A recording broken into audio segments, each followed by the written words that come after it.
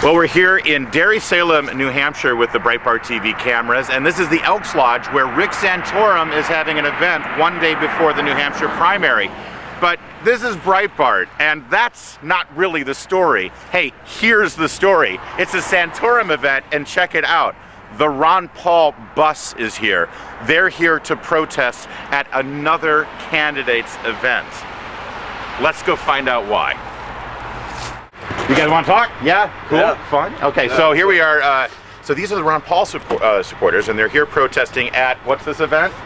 Rick Santorum. Right, so come on, why are you here at a Santorum event to campaign for Ron Paul? Isn't that kind of, I don't know, a little classless, right? I don't think so. Well, but this is for Santorum. Why don't you guys have a Ron Paul event, and then people, I mean, it's not like he's not getting enough attention. We just want people to know that they have a choice no matter where they are, that there's other options. You think people in New Hampshire don't know that there's a choice? They have a better choice. Yeah. Ah, I see. All right. So can I ask you a couple of questions on the issues? Because you got the bus here. Now, are you guys with this? This is a super PAC, right? Ron Paul Revolution, is it? Well, there's the Revolution PAC, Rev PAC, but this is just grassroots. You know, that's just the logo. This is just a bus with a logo on it. A big message. But you got the Revolution logo. A big message from their ads that I've seen is it's very much a peace, anti-war, pull all our troops back home, right? That's a big message from that super. All right. So my question is, what happens when we pull out our troops from South Korea? We save a lot of money. Okay, what about the lives of the South Koreans? Well, you see, North Korea and South Korea are separated by the demilitarized zone, and our troops have been there since the war. And we're separated from them by an ocean and boundaries of countries. Yeah, right. So why do we have to use our money for them? So we should have never gone into South Korea. It depends. I mean, if there was a threat to us, if they were attacking us. Hey, but you know history. You're a Ron Paul supporter, so I mean, right? So you know what happened back during the Korean War. Should we have committed troops to South Korea to fight against the North Koreans? No. Yeah, no. And so there's no direct conflict with us. We shouldn't be involved. So you're without a vote from Congress, without people authorizing their own money to be spent outside of our borders. I understand. Taxpayer dollars. Well, obviously, Congress did authorize money to go for the South Korean War. They never declared war. But they did. Well, that's a separate issue. No, it's the main issue. The Constitution says Congress has to declare war, and Congress hasn't declared war since World War II. Every conflict the military's been sent to has been unconstitutional, and that's what Dr. Paul says all the time, and that's what the politicians in Washington don't care about, which is the Constitution. So you're okay with the entire peninsula of Korea looking like North Korea does right now?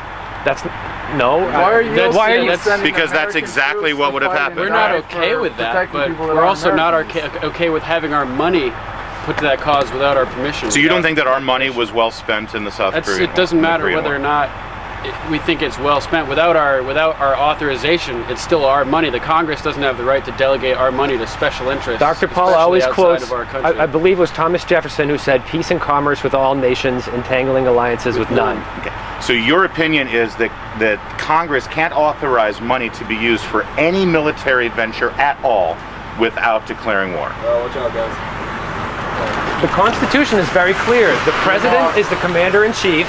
Congress, the people, declare war. So once the Congress declares war, then the President can command the troops. That's a fine answer to a question I didn't ask.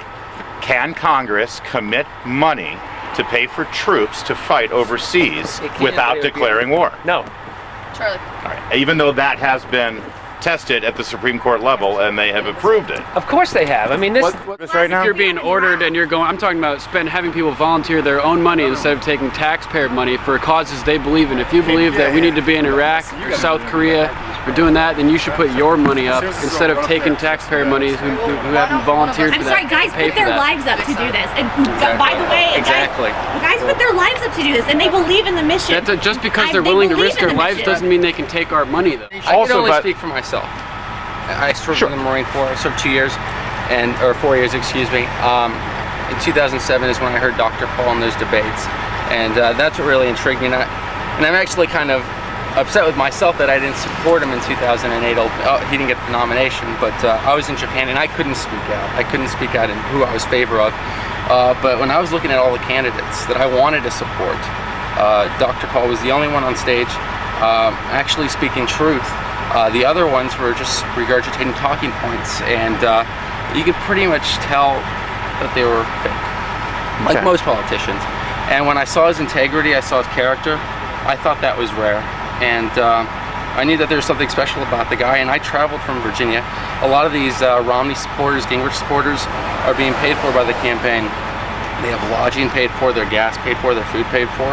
I came here at my own dime, and glad I did, but I think all these gotcha questions are a little lame, and you guys should stop it. How are they gotcha questions? These are very specific. No, wait, hold on. Name me one gotcha question that I asked. I'm very, because I'm sensitive to that. We watch the media all the time. You seem sensitive. I seem sensitive. Okay, what is the gotcha question that I asked? I think you just need to stop. This is just unfair, and it's completely unbecoming of what honest journalism is all about.